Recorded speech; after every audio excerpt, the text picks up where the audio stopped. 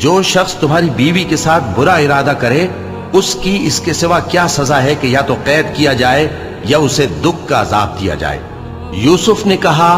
اسی نے مجھ کو اپنی طرف مائل کرنا چاہا تھا، اور اس کے خاندان میں سے ایک گواہ نے گواہی دی کہ اگر اس کا کرتا آگے سے پھٹا ہو تو یہ سچی اور یوسف جھوٹا ہے، اور اگر کرتا پیچھے سے پھٹا ہو تو یہ جھوٹی اور وہ سچا ہے۔ سو جب اس کا کرتا دیکھا تو پیچھے سے پھٹا تھا، تب اس نے زلیخا سے کہا کہ یہ تمہارا ہی فریب ہے، اور کچھ شک نہیں کہ تم عورتوں کے فریب بڑے بھاری ہوتے ہیں۔